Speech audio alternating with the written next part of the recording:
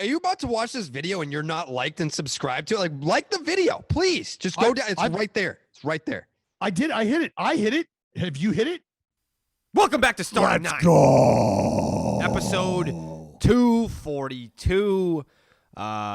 You know what we're talking about in this episode. You know what we're getting into here. There's going to be some good and there's going to be some bad. Now, I don't know that we're going to agree on everything here. You, the listeners, Dallas and I, baseball fans as a whole, as a unit, as a community, there's going to be some takes thrown out there amongst you guys. I mean, I've already seen it last night, sitting at home, watching Corey Kluber throw the 6th fucking no-hitter of the season. And this comes about, I don't know, 21 hours after the last no-hitter, which was Spencer Turnbull of the Detroit Tigers, which directly led to Barstool's newest hire. That'd be Chris Castellani, who is, if you're a Starting Nine OG, Yep, and you watched the digital show back in the day, you know Homer. Chris. Oh yeah, you know Chris. So Spencer Turnbull throws a no-hitter on, what was that, Monday night? Mm-hmm. Corey Kluber, the following night, he no-hits the Texas Rangers. So I don't know, I can actually back this up because I know that people will say, oh, it's because a Yankee threw the no-hitter that you didn't find it to be special. I have texts from before. Who was that? It must have been the Wade Miley no-hitter. Mm-hmm. I think after the Wade Miley no-hitter, I already started to get the feeling of this doesn't make me feel what it used to because of the, I guess, repetitiveness. It's because no, that's not why. I think it's like the quality of the that's not starting why either. pitchers that are able to do it. That's not why either. For me, it is. It's not. It's your subconscious. Why is it? Subconsciously. And this is where we're all at. But I've been here a long time. I've seen this coming a long time. I've been texting a couple different reporters who have reached out to me that wrote articles almost a decade ago about the shift in what we were seeing happening on the mound. Oh, yeah. And Clayton Kershaw was a guy who was at the focal point of that conversation just because he was so dominant at the time. And I was asked what I thought about what we were seeing on the mound, the run of dominance. And I said, it's just begun. I said, we are at the dawning of the era of the pitcher. And I said it 10 years ago because it was true 10 years ago when the talk about Tommy John and stuff really started to kick up. And I said, we're bigger, stronger, faster than we've ever been. We're applying more torque to the body and generating velocity at a greater rate than we ever have. So when you combine that with the injuries, well, you can understand why it's happening, as well as overuse before you get to the big leagues, blah, blah, blah, blah, blah. The whole point was this wave was coming a long time ago. And we are now at the precipice. Everything that has been brought into the game, everything that has surrounded the game is impacting this. So what you don't realize right off the top of your head is that you've already been conditioned to an offensive approach that has 0 two-strike component to it. It has 0 cut my swing down approach to it. It is an all-or-nothing approach. You've already been conditioned to just accept that about the offensive side of the game of baseball. On the defensive side of baseball, you've already been conditioned to accept that guys are going to be throwing 100 miles an hour with regularity. And guys are going to be hunting the strikeout more than they ever have. Why? Because they're being told to burst. They're being told that they're going to be maximized. Put the pedal to the metal, and we'll get you out of there when we need to, and run another guy that throws 100 miles an hour in there. So when you combine a lack of approach at the plate with the best premium stuff we've ever seen. That is in itself, aside from all the other variables, a perfect recipe for teams to be getting no hit. When you've got a roster full of dudes who are just trying to hit homers, and you've got a pitching staff full of guys who do nothing but throw fucking cheese and get swing and miss. Those right there, that's a perfect recipe to have a lack of offense in a game. And that's what's happening across the game of baseball. There are no two-strike approaches any longer. Everybody's hunting the punch-out. And why?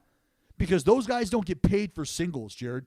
And nobody is getting paid for the 200-inning mark because you don't get to go to that point in time anymore. Very rarely are you left in an outing long enough with any sort of consistency to get you to 200 innings.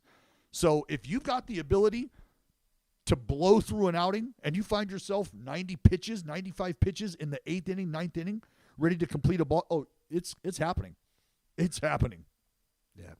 It is one of those things where I don't want to take away from, Turnbull and Kluber and the moment that it is. I mean, it's an accomplishment. It's history.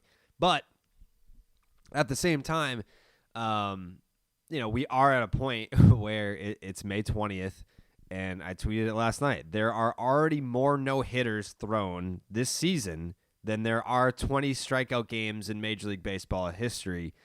So, I don't know. I guess, the repetitiveness of it is kind of just, it's like, oh, there's another one. And now I feel like that's just going to be the narrative for the whole year. And I don't know that this is just a fluky season where it's like, oh, this happened, 9 times in 2021. It's like, well, that to me it just means it's going to happen 11 times next year and so forth. But I know that you're bringing up the point about the increase of velocity of some of these pitchers. Some of these guys are not even they're not even that. They're not even blowing you away with electric shit. So now think about the evolution of the art form though. Pitch design. All right? The information, the advanced scouting. All of these things skew heavily to favor the pitcher. Heavily.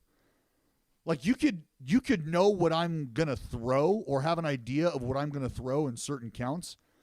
All it takes is for me to not throw that one pitch that one time, and the faith in guys and in their homework can wane. And that's why we always say a real professional approach, a real pro hitter, they don't change their approach. They'll give you one side or the other if they're going to make that determination. They'll give you a pitch in a location if they're going to make that determination. But if you make a mistake in their honey hole, you're fucked. That's a pro hitter. That's a pro approach. They can spoil until you come into their nitro zone, and then it's fucking go time. So with the ability to design pitches at a greater extent or to a greater extent, with the ability to compile and apply information more so than ever, combined with velocity. And here's the thing. If they're not, what was Wade Miley throwing? 92, 93? If that, yeah. 93. Okay, so, but now we got to talk about the movement of his pitches and, again, a lineup full of guys who are not really interested in just keeping the line moving. These guys are trying to do fucking damage these days. And I don't. The thing about the Kluber no-hitter is it's still very much a winnable. It's 2-0 ball game. Mm-hmm. They're trying to shoot something in the gap, and they're trying to drive them in. So here's something else I've thought about, and I would have to go back and look at these numbers. But how many times throughout this ball game, or throughout these 6 no-hitters, and it's just remarkable that it's 3 teams that have been no-hit twice already. Yeah. But how many times in these no-hitters was there a defensive shift applied where a guy made it out by hitting into the shift? And that's where the conversation gets sticky, because you're like, well, that's why the no-hitters are happening. They're putting guys in defensive positions where there wouldn't be. Well, you know what? That also opens up other sides of the field, doesn't it? And that would leave open an opportunity for you to not play into the defensive strategy that's been applied to the game, but it would force you to change your approach at the plate. So 2-0, power hitter with the shift on, nobody on, he can't hit the 2-run homer. So is his value bringing the score within one, or is his value trying to get on base here so that the guy behind him who's trying to hit a fucking homer could maybe tie the ball game? Were there any of those types of situations that were just never taken advantage of? Because if you're going to look the other way and say, yeah, well, the shift's available, like if Matt Olson's up to bat and the left side of the infield is wide open and it's the 5th or 6th inning and it's a 2-0 ball game and the guys behind him are capable of hitting home runs and we've got no hits here, how are you not looking at the left side of that infield going, well, there's my fucking ticket to first base right there, which leads me to this next point. With the shifts in play, is the unwritten rule of bunting after the 5th or 6th inning, is that still live? Is that still a thing here? Because if you're going to shift on me in the 7th inning, like I just said, let me lay this out for you. If you're going to shift on me in the 7th inning of a 2-0 ball game, you need to know that you have opened yourself up for me to be attacking this hole you have created. There's not an understanding here that says, hey, look, since my guy's gotten to this point with no hits, you now have to continue to play the game like you would if you already had a hit, and we get to move our guys defensively to prevent you from actually getting a hit. All right? Sound good? Everybody agree to that? No. What the fuck? No, Yeah, absolutely not. No. And that's where a lot of people have had the issue with people trying to bunt in no-hitter situations, perfect game situations. Like I told you, Longo turned around and squared to try to fucking bunt on me in the 5th fucking inning. 5th inning. Evan Longoria. Yeah, and what did I tell you? What did I tell you? I told you then. I had no fucking problem with it. Lay it down. Do me the favor, because I'm a fucking athlete. Put it in my hands. You're fucking out. If I let you swing the bat, we've got a hell of a lot better chance of losing this ball game if Evan Longoria is swinging the bat. So please, square around all you fucking want. But think about what I just said. How does that happen? 7th inning, 2-0 ball game, and a team shifts. Are you now fired up at the dude who turns and squares to bunt down third baseline and is safe at first? You can't be. You absolutely cannot be any longer. Can't be. Yeah. That shit is done. Did you see Clayton Kershaw said all the no-hitters are bad for baseball? Trust me, buddy. I fired off a tweet that said I gave my list of things that were all part of the ingredients for this no-hitter dilemma or debacle or whatever you want to call it. And that's what sucks is we're talking about this like it's a bad thing when 2 dudes have just, 4 dudes, 6 dudes have this achievement that should be celebrated. And instead, it's almost like an afterthought, and we're talking about what is wrong with the game of baseball. That's why I said ingredients to the recipe of an avalanche of no-nos: pitch design evolution, velocity, advanced scouting, lack of 2-strike approach, an all-or-nothing approach at the plate, refusal to change an approach. Do you blame them? They don't pay for singles, folks. Baseballs. Oh, also hitting is really hard, and pitchers are really fucking good. Yeah. I mean, that's really what it boils down to. It is. I think we forget because I remember it couldn't have been more than, 5-7 years ago that if you were watching a nationally broadcasted baseball game on Fox or something, that if a dude was throwing 94, 95, they would show the flame graphic. Well, it would pop up in red, 95 or higher, and the velocity pops up in red. Yeah. We actually did that at the Little League World Series, Carrabis. They wouldn't even put the velocity up there until it was a 98-mile-an-hour equivalent to a Major League fastball. Yeah. Because when kids were throwing hard, they're like, okay, they're throwing hard. How hard? What is hard? Oh, that's fucking hard. Let's show everybody how hard that is. Right, yeah. So, I mean, I remember when they would do, the little flame graphic for 95 plus. And now, I mean, I believe Turnbull's last pitch 98 that he struck, no, I think it was 95. He struck out Mitch Haniger on 95, and it was kind of middle almost. He was just like, hey, I'm gonna give you the best that I got. But after the game, he was talking about how it is one of those things that you talked about, reading swings, remembering what guys did in prior at bats. Whether or not you're logging that, having someone logging it for you, or you're just out on the mound remembering shit like that. He was like, yeah, I threw him my 4-seamer like the first 2 at bats, and he didn't do shit with it. Yeah. So I just, last 2 strikes, no hitter on the line. Here's the 4-seamer, and I threw the shit out of it, and he swung right through it. So, I think with the whole think about that.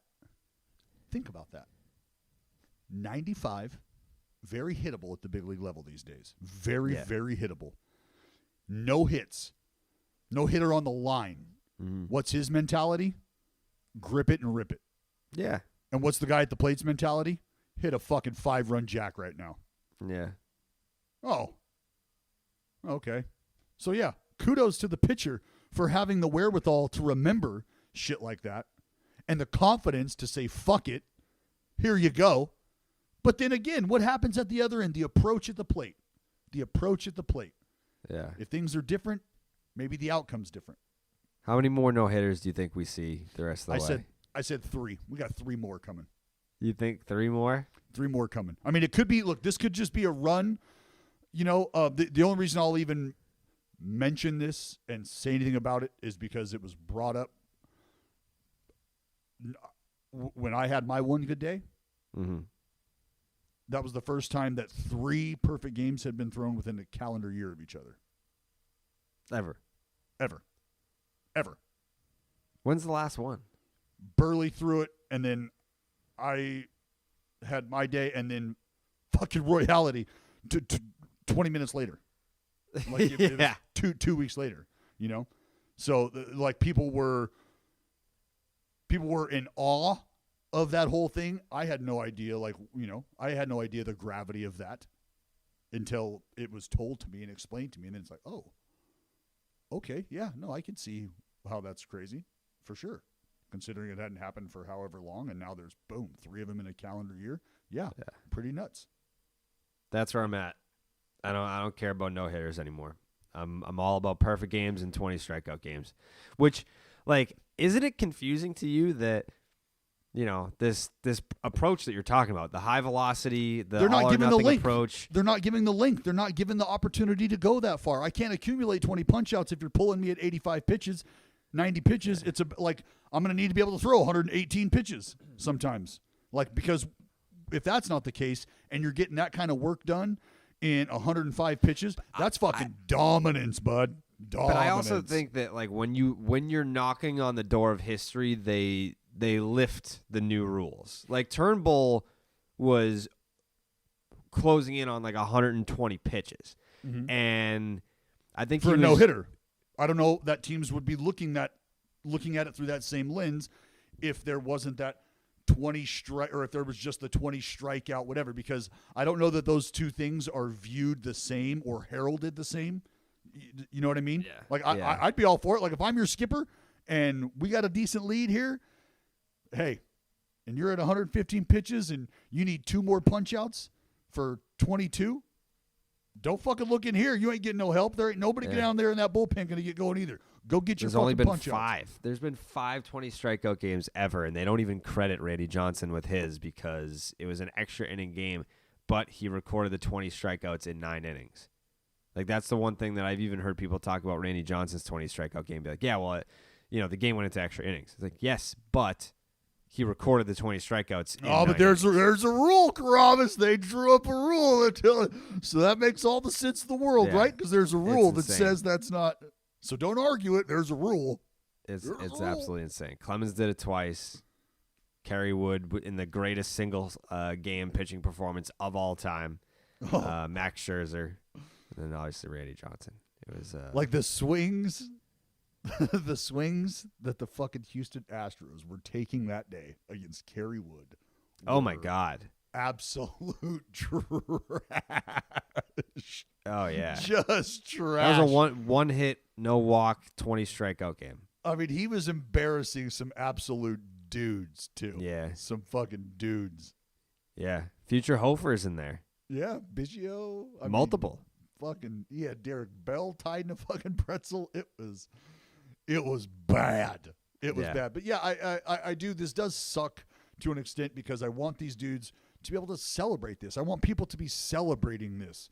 And I will, in my heart, celebrate this because I know how difficult this game is to play. Like, you don't just luck into some shit like this. All right. That's not what happens. You don't luck into a no-hitter over 9 innings.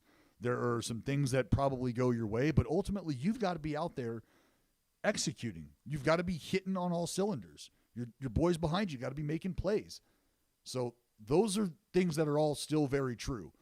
Reasons why we are susceptible more than ever to a no-hitter as a game. Those are the reasons that I'm talking about, that I just outlined with the approach and all that shit.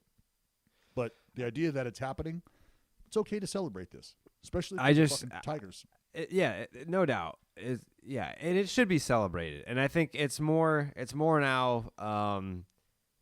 Here's how I feel about no hitters now. They're for the fans of that team. Like before, like I remember, it's like, oh, this guy's got a no hitter through 7 or 8. Like once you got through 8, and it's like the 9th is coming, MLB Network would let you know. And then like I would drop whatever the fuck I was doing just to watch the 9th inning. Didn't matter who it was, what team it was, didn't matter. I was like, I am not missing this. And now, obviously, I'm still going to tune in. It's my job. But oh my God, this guy's got a no hitter going into the 9th. It's like, all right. I guess I'll put it on TV number 3. like that is actually true. Like I didn't change the game that was on TV number 1 to put Kluber's no hitter on there. Like that's the truth. Like it was on one of the smaller TVs that had no volume because I was just like, yeah, if he gets it, whatever. I really don't care. Well, yeah, like that's why I say for me it's not because I live in a world where I understand pitchers are trying to punch everyone out, hitters are trying to go deep, and that's where the 3 true outcome effect came from. So like when that's a huge part of the game, it's tough to act surprised that this is happening. And that's why it's not a surprise to me. I still would like to celebrate it, but I'm not in shock. I'm not in awe. And it's just okay, yeah, well, that's what would typically happen if a guy is executing and you combine these 2 approaches. That's definitely a result that you're going to get a lot. Sure is. And we got it. Starting on YouTube channel, we're growing. The community's growing over there, Dallas. We are growers, not showers. Yeah, we are. So starting on YouTube channel, if you're curious, the full podcasts go up over there. Plus all of our other baseball content goes up on the Starting 9 YouTube channel. We've got some other shows that we're working on right now that will be going up on the Starting 9 YouTube channel. So be sure to go over there and subscribe. We appreciate it. Yeah, college baseball fans. Just be on the lookout for a little, possibly a little reach out. We may be enlisting you for some of your help, some of your assistance. But if you've ever wanted to know what it's like to sit down with a head coach, maybe a recruiting coordinator of your dream college, the university that you should be the starting shortstop at, the university you should be the Friday night guy at.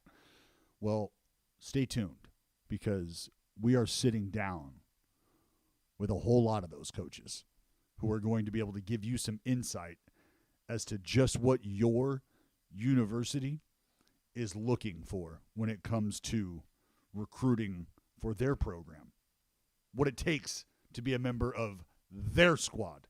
So, that video series is going to be dropping as we lead up to the push for regionals, super regionals, and college World Series. It's coming. Ronald Acuna Jr. hit a walk-off bomb last night. Is he the coolest player in baseball? He might be. Who would be like a rival? Like obviously Fernando Tatis Jr., Jazz Chisholm. That's who I was going to say.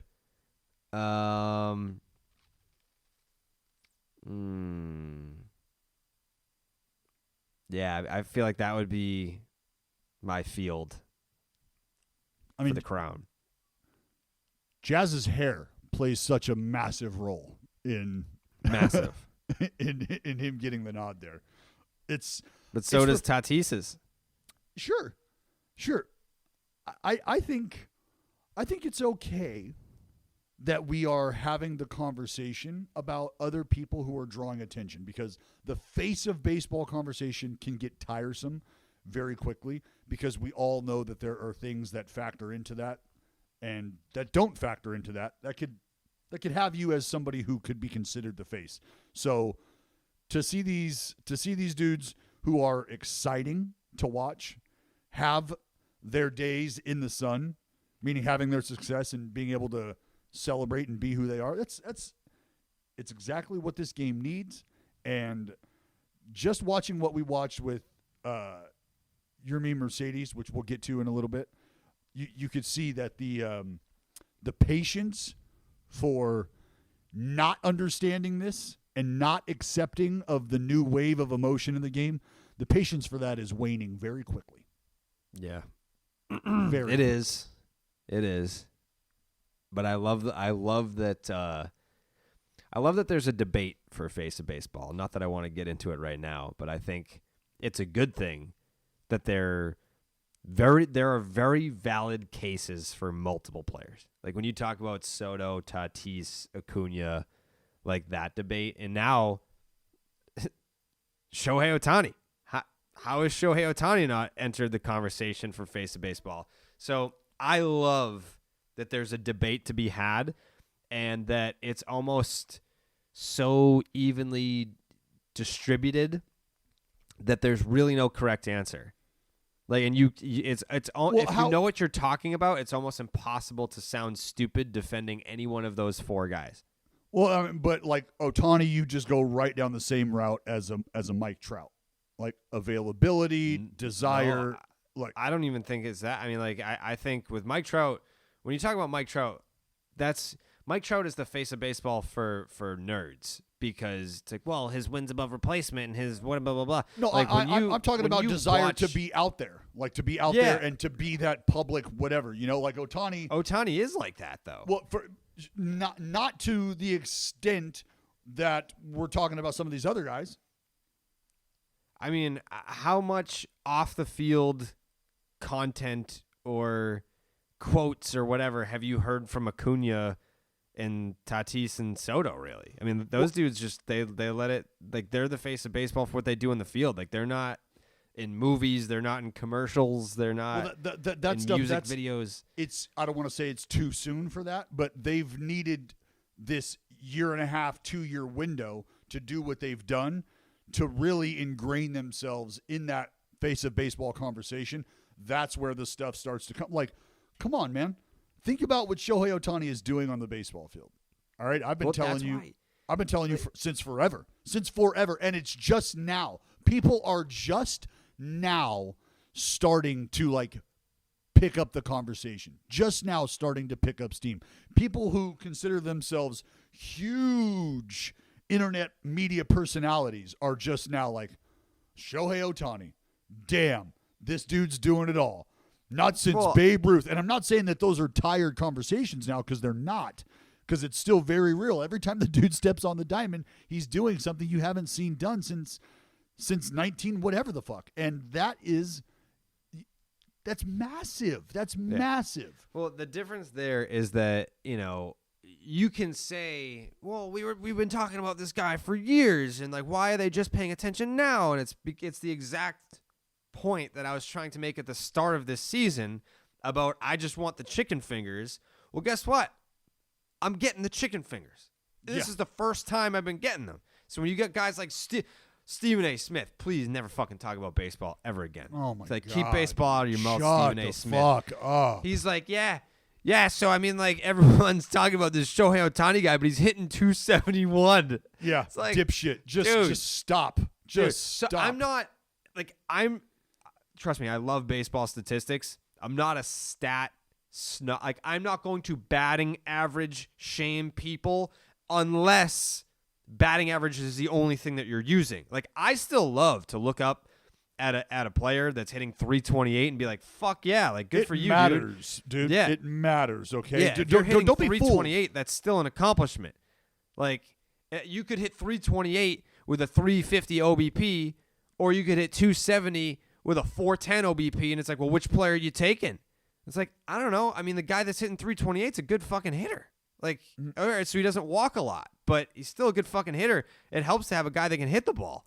But Stephen A. Smith was trying to like discredit Shohei Ohtani's like season, but it's like, dude, Shohei Ohtani leads the majors in home runs, the majors in slugging percentage, and the majors in total bases, and has an OPS over 900. Just stop talking about baseball if you can't comprehend what that means. Just stop, because you're only doing the game a disservice by creating a narrative that, oh, now Shohei Ohtani is overrated. It's like, we came into this season being like, why the fuck isn't anyone paying attention to this guy? The answer to that question was because we needed to see it. He needed to prove it. He needed to put it together, and he needed to be consistent about it.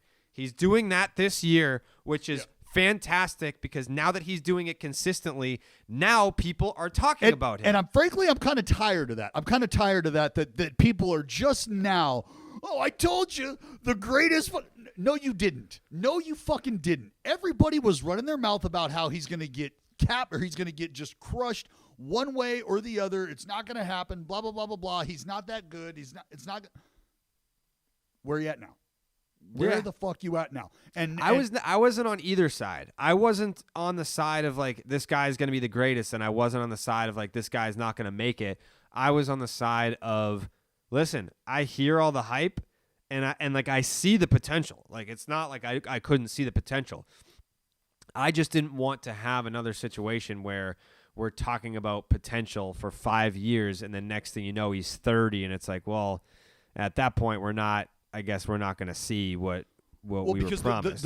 The big worry was, are we going to see one side or the other falter so poorly initially that he has to become one? He has to become just one. Because, damn it, don't sell me on the fucking Japanese Babe Ruth and have him come over here and now he's just a pitcher because he was getting the bat knocked out of his hand. Or now he's just a hitter because he got touched up a little in the zone and he shied away from his 100-mile-an-hour fastball for whatever reason. I don't want that. Don't give me that. Well, you haven't. That's not what's happening here. Shohei Ohtani, like I said, dude, a baseball team started the Major League leader in home runs, the American League leader in slugging percentage. A baseball team started that guy on the mound. That guy pitched for his team.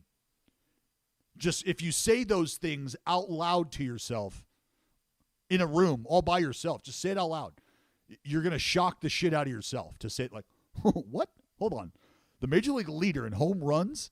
Guy leads American League in slugging percentage. That guy started the fucking game. Like that wasn't the dude who came in the blowout. That was the dude who started the baseball game. And then they hold on, he hit so well that he hit for himself, and then they took him out of the game and they put him in fucking right field so that he could continue to hit. That's who this dude is? Holy shit. Oh, yeah, we haven't seen anything like this. No. No, last time you did, they were underhanding the fucking baseball back and forth to each other, okay? You know what's crazy is that I'm sure that somewhere there's a debate going on of like, and I feel like we've already kind of had it, like at least in some Twitter exchanges. You can only start your team with the greatest baseball player, Mike Trout, or the most talented baseball player, Shohei Ohtani. Which guy are you taking? Well, the Angels have both, and they're a half game away from being in last place. That's fucking crazy to me. Well, that's what's terrible is on any given night, right? On any given night, Mike Trout just hit 7 homers. Shohei Ohtani threw a complete game shutout, and he also hit 3 jacks. But somehow the Angels still managed to lose that ball game. Like, what? How the fuck did that happen? Ohtani threw a shutout. Trout hit 6 homers. Ohtani hit 3 himself. They still lost. Yeah, I know it's crazy, but not really. Like, you could probably come to terms with that happening. Though it's impossible, the Angels would find a way for that to happen. And I'll take it a step farther, Jared. It almost feels like the Angels are just interested in having nice, shiny things for people to come look at. Yeah. They're not really interested in like having their own nice, shiny thing to look at themselves. That would be the trophy. Yeah. That would be the World Series trophy. So it's like, hey, look at this trout we have. We got the coolest looking trout in the whole world swimming in our pond. Come check him out. Come look at him. Like, he doesn't really get to play with any other cool fish, but come look at him.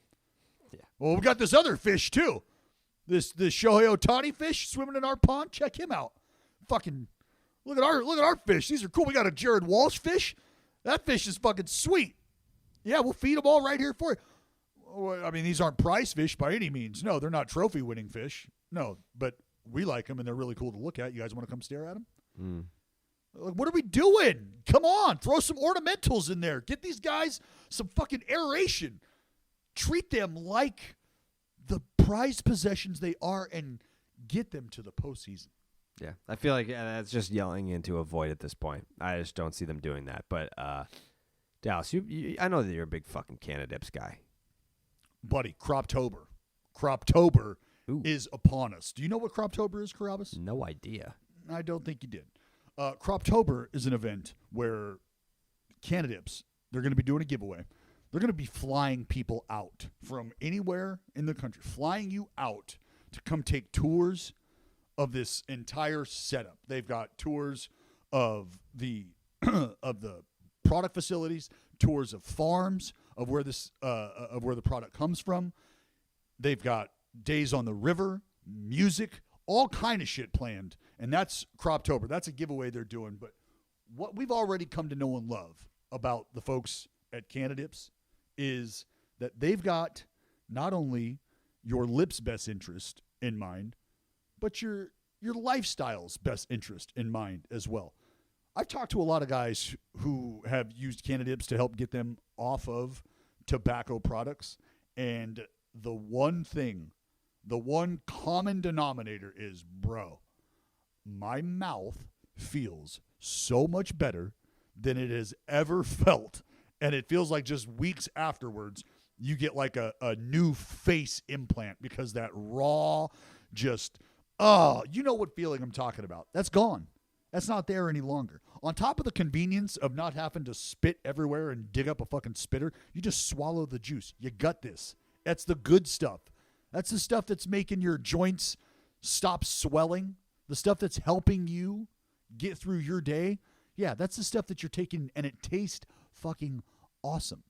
That's the take-home message here, is it's not that rough, dirty, no, you're not packing soil in your face. It's not what's happening. A little mango, a little citrus. They got your winter greens. They got all the standard stuff that you're used to. If you are just a baby stepper into this world, no problem. It's all good. What we need you to do, though, is head to CanadipsCBD.com and use the promo code RALLYLIPPERS. Rally Lippers, folks. That's going to get you 20% off the entire site, and make sure that you are ready to ride. What you also need to remember is this is not just another effort to try to take up space in the CBD world and the cannabis world. No. We're leading the charge here. There's a difference. We are leading the charge. Kind of like McGregor said, we're not here to take part. We are here to take over, and taking over is exactly what is happening. So don't let the fancy can, the clean branding fool you, get you all twisted. Oh, what are these guys? This is going to be some generic. No. Oh, no. This ain't your granddaddy's Rally Lippers, folks. Very, very different. And again, for the flavors, I told you, we got it all. Mint green, winter green, the mango and the citrus are two of my very favorites. You can even get in on the wild side. Grab a little of that Humboldt collection. Mm-hmm.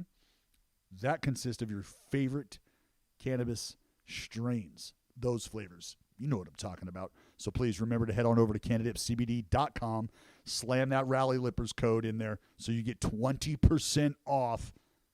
And you get a pouch of Humboldt County right in a can. And look forward to that Croptober giveaway I'm talking about. That is a monumental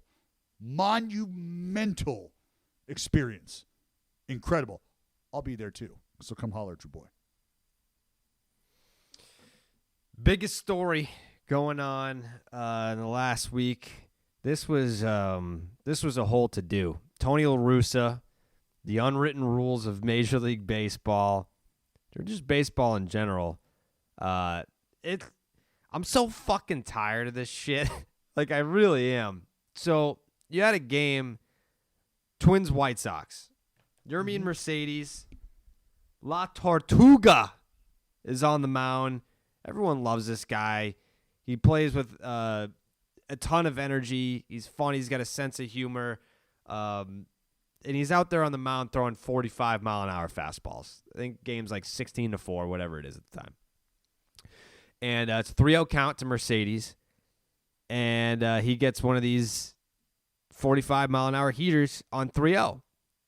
Apparently, and we don't know this watching live, apparently he gets the take sign, which is a big detail here that I feel like is not talked about enough in the narrative, but and has I been do glossed have over big time. Yeah, it is glossed over, but I do have a take on that. So he homers, and I mean it's a bomb. It is. He didn't pimp it. He just hit it. It wasn't like there was nothing disrespectful like showing up the pitcher. It was more just like, yeah, I mean, like I'm hitting a fucking bomb in a game that we clearly have already won, and it is what it is. So Tony La Russa, airs out his own guy, saying that, he disrespected the other team and it's going to be handled within the family, like this is the mob or something. And then the next night, the Twins decide to throw at Yermin Mercedes. After that game, Tony La Russa, he says, like, I have no problem with the way that the Twins just handled that game. I have no problem with them throwing at my guy. How there's so many different elements to this right now. First of all, since you brought up the sign thing, I can understand if my manager gives me a sign to take on 3-0 because my team needs base runners, and I just am like, you know what, Skip, fuck you. Like I if that ball's in the zone, I'm gonna fucking drive it somewhere because I'm a good hitter, and that's what I do. That's showing up your manager. If your manager gives you a take sign on 3-0 to protect the other team's feelings, fuck you. I especially a dude in Mercedes' position who took years to, like, this is not like a 1-1 that burned through the minors and then came into the big leagues, and he's guaranteed this monster contract someday. It took him forever to get to the big leagues. That's fine. And he is not promised that goes for everybody, raise in arbitration or a big contract in free agency. I don't care if he takes into his hands, I'm going to hit every single home run that I possibly can, and I'm not going to stop that approach because you are interested in protecting their feelings. They're not my teammates. That attitude cannot be allowed to permeate, because that's where the disrespect and the disregard of a manager starts to take on a whole life of its own. And now there's no reason to even have the manager down there. If that's going to be how it goes, if that's how people are just allowed to operate, where it's a fuck you, you don't know where I've come from, I'm getting mine type of attitude, everybody in the big leagues could take that attitude. Everybody. How are you going to tell me that I don't get to have that attitude? Why? Because I went to a private high school and had private lessons, and I had to work just as hard as the guy who didn't. I had to hone my craft just like he did. So I'd like to take advantage of every opportunity I have too. Because I was a first rounder, I don't get to take advantage? No, fuck that. That's not how that works. That's why that attitude cannot be allowed to permeate. But before we get there, let's go back to the idea of putting a take sign on in that situation. Why would we do that? My issue with it is, unless you are going to be telling him to take all of the pitches and basically just lay his bat down, why are you having him take anything at all? Well, the understanding is because 3-0 up with that lead, we're not trying to create any more offense here to extend the game. We've already got enough. Okay, well, then wouldn't taking pitches be extending the game? and essentially you're just asking your guy to lay down and quit. Well, you can't do that. So are you actually asking your guy to make it as hard as humanly possible on himself because your team has done so good up until this point? So you don't want Mercedes swinging 3-0. You'd rather him do that 3-1. 3-1, it's okay that he hits that home run. Yeah. But 3-0, he can't hit that home run. Yeah. Why? Because one's then I would say, disrespectful and one's not, Dallas. Come on. and that's where the idea of the position player comes into play, right? And that's where we're all saying, when you've got a position player that's on the mound, the idea of a 3-0 take and all of that, every bit of how you would treat that situation, that's all out the window now, Tony, because your fucking third baseman / catcher is pitching right now. Okay? Do you understand that? That's what's happening, Tony. Their middle infielder, utility catcher, is pitching. And you would have Yermin Mercedes working at bat against that guy? That's what you want him to do? You want him to fucking work an AB against a utility infielder? What the fuck are you doing, dude? Like, seriously, what was happening in 1972 is not fucking happening today. It's a different world, brother. It's a very, very different world. So that's where my problem comes into play initially, is the idea of taking your foot off the gas. Can't do that. Can't do that these days. And that's where the whole take sign issue really starts a fire for me. But if you have been given a take sign, I don't care what the game situation is, the manager has a leg to stand on there if he's saying, I gave him the take sign, and he either missed the sign or refused to acknowledge the sign. If either one of those are true, then Tony La Russa has, I don't want to call it an argument, but he should have your attention. And if you're going to just say, look, Tony, I don't give a shit that you gave him the take sign. This kid's route to the big leagues, blah, blah, blah. That's where Tony has the right to go, hold on. So you don't give a shit that I gave him a sign? If we're at a point now where you no longer even give a shit that the manager's asking his players to do something and they're just disregarding it, well, then we're at a completely different place. We're having a completely and totally different conversation, right? That's a very different conversation. I just think, I don't think at this point, I know that the guys are going to downplay it, but I know there was like a quote with Lance Lynn coming out saying that he didn't have an issue with it. And then like Tony was like, he's got a locker, I've got an office, you know, if he wants to talk about it, whatever. So I don't know. If I were on that team. But see, all that quote is, that's empty. It's, that's empty. That's just Tony saying, I'm the manager. Lance can have his opinion. That's fine. You want to know what his office looks like? It's a locker in a room full of other lockers. You want to know what my opinion means? I've got a door to my office. That's the difference between my opinion and Lance's opinion. Yeah, that's what Tony was saying. There's a very small minority of people who have sided with Tony La Russa on this issue, but the ones that have, I don't know why. I mean, like they haven't made very sound or logical points in their defense. Their defense has more been like, what's his resume compared to yours? It's like, well, I'm not a big league manager. And I understand that like Tony La Russa is a 4-time manager of the year and he's won World Series titles. He's been there and he's done that. But it's a very different game, like Dallas said. It's not the same game. And this idea that, oh, the White Sox are in first place and look at their run differential, they're the best team in the American League. That's not because of Tony La Russa. If anything, it's in spite of Tony La Russa. I can't imagine, and I know that like I want to commend the White Sox players for this, because this could be an outright dumpster fire situation if they kind of just aired their grievances about the manager being like, hello, like it's almost like they all know. It's almost like you have like a new stepdad and you want to just like scream at your mom for bringing this asshole into the house. It's like, what are we doing here? Like, what are we doing? Like, this guy sucks.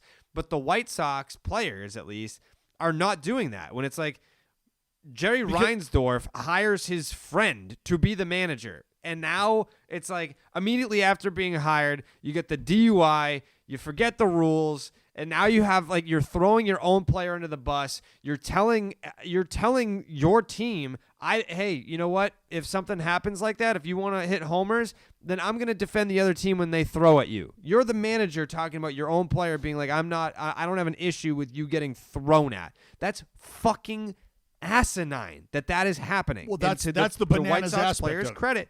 They have not come out and been like, fuck this guy, or what are we doing here? I mean, like, it's been veiled shots. I mean, they're letting you know. They don't like have via to. social media. Like Tim Anderson has said something, and like Yermin Mercedes has posted something. Lance Lynn obviously had his comment, but they're Think about what downplaying. Giolito said. Think about what Giolito said. Giolito, for me, that takes it. That gives you the insight right there. We're with Yermin.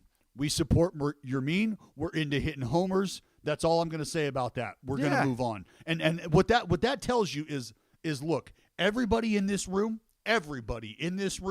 if there was a line drawn in the middle of this clubhouse, there would be 26 of us on this side, and there'd be one dude on the other side. That's what that statement means. That's what you take away from these statements here. When these guys are publicly saying what they're saying, and everybody is publicly siding with their teammate, that's not just teammates being teammates. That's teammates and a team and players understanding exactly what situation they're in right now. They all know that they've got a manager so far out of fucking touch with the vibrations that are going on in their building that it would be detrimental to them to entertain the lunacy that they're witnessing. And they know that. So instead of getting in the mud and mixing it up with that shit, they are, in my opinion, they're taking the high road. They're acknowledging each other. They are galvanizing with each other. And I said this on Twitter. Can it happen in spite of a manager?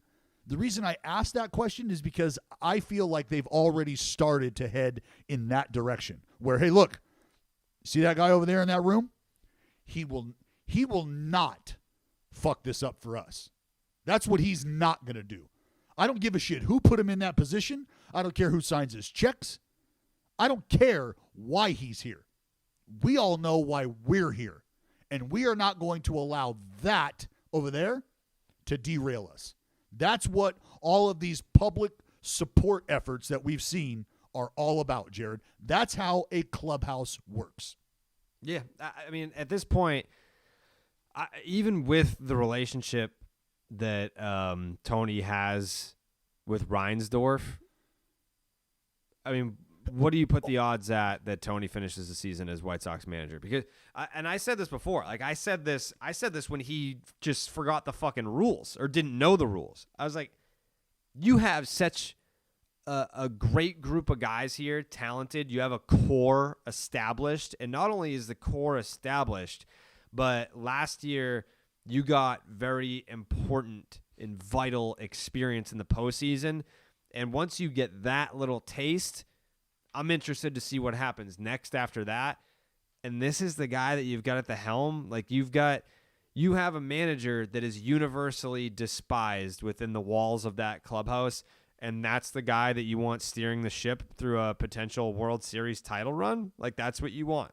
Well, that's there's a reason I said that. There's a reason I picked him for manager of the year is because the wacky approach, if he was able to find a common balance with that room and he could create hey, I'm just going to call the shots here. Everything else you guys do is all you. Do what you do. I'm going to put guys in position to win. If that could have been a thing, then the age and the difference and that could have all, it would have all been nothing. It would have been nothing. But that's not what has happened. What has happened is the old dog has gotten off the porch and is trying to run with the new dogs, but he's got hip dysplasia and he's got mange and he can barely get his fucking ball sack down the stairs off the porch, let alone run with these new dogs, and it's causing the pack to lack. And the pack is going to turn and go, look, we're going to keep running without you. So either get back up on the porch and get on your bed and just fucking sit there, or we're going to run over you. But it's now like, I feel like this is Tony's, like, if he's got an opportunity, it's right now. Because, dude, it's really tough. I have to say this. I have to ask this, too. For the Twins side, if we were hearing comments about how the Twins weren't that upset about it and it wasn't a big thing, then where does that come from? Where does throwing at Yermin come from? Is that just doesn't the feel player? like a Rocco thing, to be honest. Is it just the player taking it into his hands? Because my question is, if you're the Minnesota Twins and if you're a player on the Minnesota Twins, let me ask you this. What the fuck are you defending? What are you policing? In that moment, what are you policing? Are you defending a studio's ERA as a position player? Is that what you're policing? Think about that long and hard. And think about this. The things in the game that would allow players to police or require players to police the game, those have all been taken away. The slide rule at second base. You blow me up and send my middle infielder into left field, and I don't like it, I take exception to it. You want to know what I do? I fucking drill you. Well, there's no slide rule at second base any longer. That doesn't happen. So I got no reason to police that. What about a home plate? Collision there. Unacceptable. What happens? I put one in your fucking ribs. Well, that's gone now. So how do I police that? What is left to police? That's why I ask. What are you defending there? A fucking 3-0 hack on a position player in a fucking 14-6 ball game? Come on. Yeah. Well, we'll see what happens. I would be shocked if he finishes the year there. Because it's May. It's May, and it feels like it's developing into a one thing after another situation. I think the more shocking thing would be if this is the last players versus manager situation that the White Sox find themselves in. That would be more shocking to me. Yeah, if that was it. It's like, no, it was just smooth sailing from there. Remember back in May when we had that fucking Yermin Mercedes incident? I mean, the White Sox are just too in your face, too flashy, too fuck you, to not have another incident with Tony like this. Well, after this, if you had any one of the incidents that have occurred prior, over. Tony forgets a rule and the White Sox end up losing, that team is going to eat him alive. Because they're going to say, look, we're already down 2 dudes that are a big part of what we got going on here, and we're still playing pretty good ball right now. We cannot afford to have somebody who's already done what they've done up to this point continue to be in a position to take away from what we're trying to get accomplished here. So if Tony forgets another fucking rule, if Tony tries to implement the old guard and is sitting someone or whatever, and maybe Tony starts to throw at guys, because here's the thing.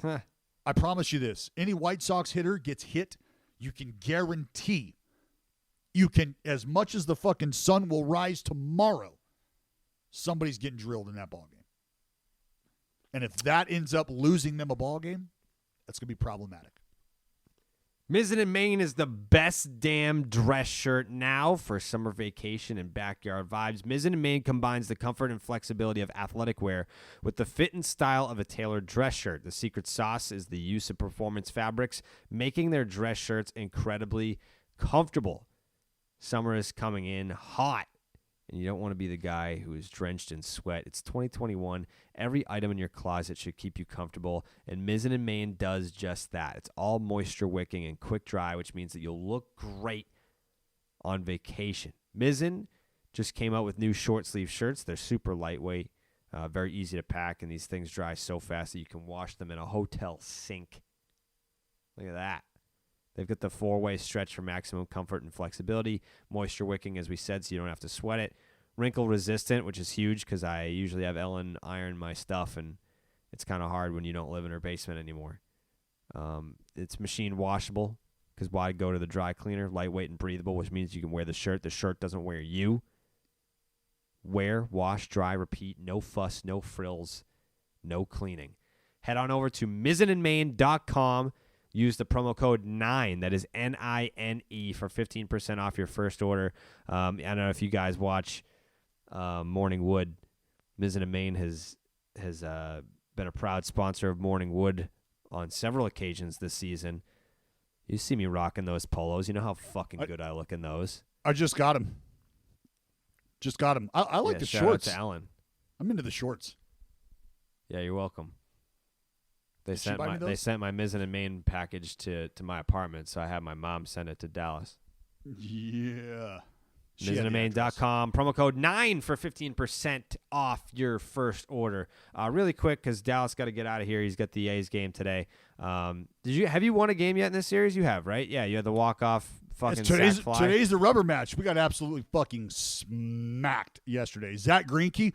I am angry. I'm angry that Zach Greinke I'm angry. that he did not throw a complete game yesterday. 89 pitches through 8 innings. And they're up 8-1. Why is the fucking guy not back out there? Why is he not back out there? He probably didn't want to. I mean, that's a legitimate answer. That could very well he could have very well been like, I'm done. I'm fucking over it. No, how do you feel? I feel great. I think I've got a Sudoku that I didn't finish up there, and I really want to bang that out before I get on the bus to go back to the hotel. But like seriously, and if I have the opportunity today, I'm gonna ask Dusty. Yo, Dusty. OG, what's up, man? Because I want to know. What the fuck? What the fuck?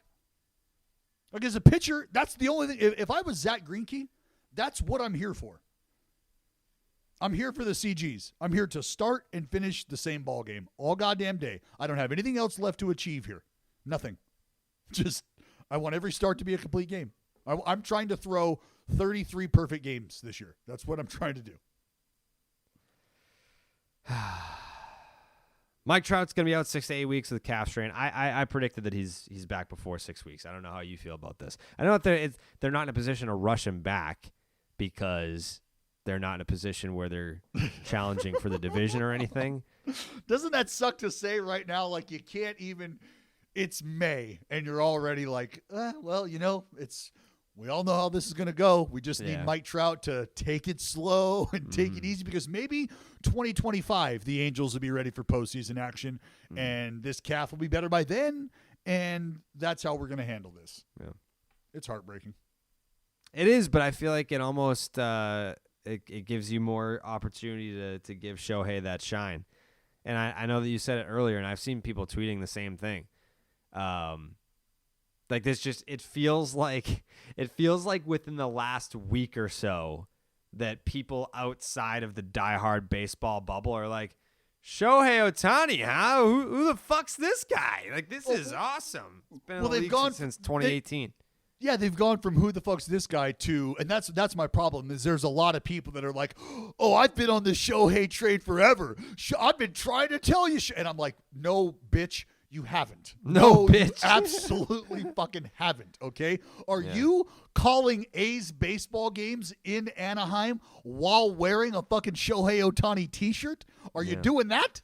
Probably fucking not, okay? No. Like, I'm doing happy everything that it's here, though. I was waiting. You know what? It's been everything that I hoped that it would be. Oh, you ain't got no more room for chicken fingers, bud. You have been inundated with chicken fingers. I mean, I'm taking a bath in chicken fingers, but I'm loving it. Yeah, people think that ass. Like I feel like that there's like a warped perception out there that like I said that Shohei wasn't the real deal or something. All I said was like, can I see it consistently? Which is a fair ask. No, and I'm seeing it consistently. Yeah, you took a because obviously I've drawn the parallels. Not that I was opening anybody's eyes, but to Babe Ruth and who he is. Shohei's never killed anybody. Well, and neither has George. And no, he did. He killed his wife. No, that's you allege that, but some frivolous claims. That's ridiculous. Like I said, if Helen would have bought an ashtray, we'd be in a different situation right now. I just don't understand how people are just now starting to realize, because it wasn't until now that he's put it all together. Like I think, like, I get it. If it took him hitting and pitching in the same game for people to be like, oh, okay, so cool, so he can hit homers, and he can, but can he? No. That's I that's think moving the goalpost back. I think it took him literally leading the majors in homers. I think it's different when it's like, all right, yeah, okay, like you can hit and you can pitch. That's cute. That's cool. That's what But happened. then when you're like, hey, by the way, I have a fucking 2 ERA and I also lead the majors in home runs. That's what gets people talking, is when it's like, all right, you have a player who can hit and he can pitch. That's cool. That's unique. That's interesting. But when you have a guy that's like, oh, I could win a Cy Young Award and I could win a fucking home run crown. It's like, okay. All right. Well, yeah. you get that's where you start to get the people that don't normally pay attention to baseball, especially Right, West because- Coast baseball. because everybody knows the home run leader is a cool thing to be. That's a People are cool like, yeah, I person. remember the 90s. Yeah, home runs. I love home runs. Those are fun. Oh, hold on. So the guy who's had the most home runs, he's going to do the pitching thing too? Mm-hmm. He must be good. He must Wow. be a knuckleballer or something, right? Yeah, when's he going to get drafted to the big leagues so I can see him pitch? Man, it's going to be fun. Fuck out of here. Taiwan Walker's on the IL. The Mets still cruising along in that dog shit division of theirs. Chris That Davis sucks is because out he's for the been- rest of the season. Because he's been shoving. Yeah, Chris Davis. I mean, that's We've already had this discussion. I'm not about to break off into a song and dance about how he should hang it up, but I'm never gonna tell a guy that signed a big money contract to leave money on the table. Like, that's all you, dude. You earned it. There's a reason why a Major League Baseball team committed to paying you that much money over that many years. So, like, get every fucking paycheck that you can. But at the same time, if it were me and I looked at my bank and I saw I was okay, I have generational wealth, my kids are going to be okay, my kids' kids are going to be okay, I would at some point feel guilty for taking a team's money and giving literally nothing in return. Like, I think I would probably be like, yeah, this is awkward. Like, I can't do this for another 2-3 years of just showing up knowing that I'm robbing you blind. Like, I personally you can't could. do it. You easily could, and I'll tell you why. Because of all the bullshit that you end up going through to get to that point. I'm with you. It feels I like could no. I could definitely do it for a couple of years. I couldn't do it for as long as this has gone on for. Well, so obviously, RDT, our boy RDT, has kind of put me on game, like on a deeper level with how things have gone with Chris Davis and the organization. And it's just like, you know what? Let me say this, because I've heard rumblings about this. Why doesn't he just get his fucking TUE? Why didn't he just get back on the Adderall and things are going to be fine for him? Things would have been great. And I don't know shit about Chris Davis and his prescription usage of Adderall and whatever. Shit like that. If that was indeed one of the reasons why he was the player that he was and then didn't take it and got caught up and blah, blah, blah, blah, blah, and just never got back to it or whatever, like the impact that kind of shit can have on a guy, like not only the body, but mentally as well, you can start to feel like you're dependent on that. Like you're only who you are because of this. So when that goes away or is taken away, maybe you're a different person. But maybe on the other side of that, you find out, you know what? 061 for the next 7 years and a mountain full of critics piling on is much better than how I physically and emotionally felt doing it that way. And I don't know if that's something that people have considered with Chris Davis.